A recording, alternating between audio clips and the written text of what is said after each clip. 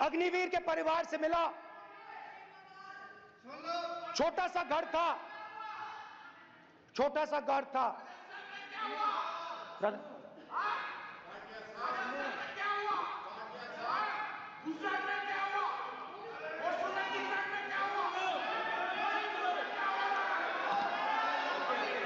ठीक है,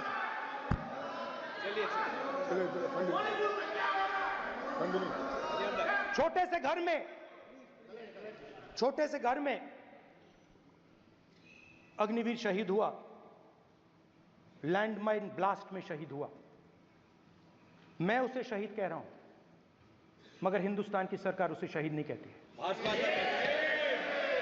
नरेंद्र मोदी उसे शहीद नहीं कहते हैं, नरेंद्र मोदी उसे अग्निवीर कहते हैं। उस घर को पेंशन नहीं मिलेगी, उस घर को कॉम्पनसेशन नहीं मिलेगी, शहीद का दर्जा नहीं मिलेगा। और बेचारे बैठे हुए थे, 3 बहनें थी, एक साथ बैठी हुई थी, रो रही थी। आम जवान को पेंशन मिलेगी, जरूर दुख होगा, मगर हिंदुस्तान की सरकार आम जवान की मदद करेगी। मगर अग्निवीर को जवान नहीं कहा जा सकता। अग्निवीर यूज एंड थ्रो मजदूर है।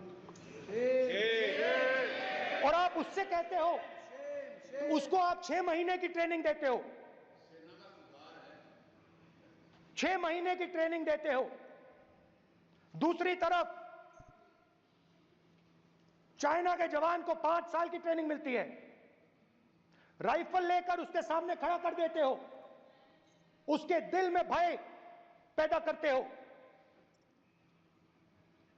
एक जवान और दूसरे जवान के बीच में फूट डालते हो कि एक को पेंशन मिलेगी, एक को शहीद का दर्जा मिलेगा, दूसरे को नहीं मिलेगा। और फिर अपने आप को देशभक्त कहते हो। ये कैसे देशभक्त हैं? अध्यक्ष महोदय, एक आदमी सब पर भारी।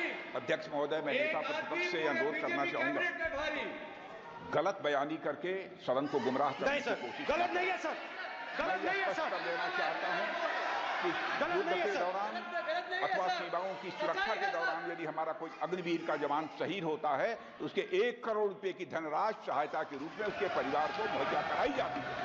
इस प्रकार की गलत बयानी से सभी को गुमराह करने की कोशिश नहीं की जानी चाहिए। संसद महोदय, अध्यक्ष।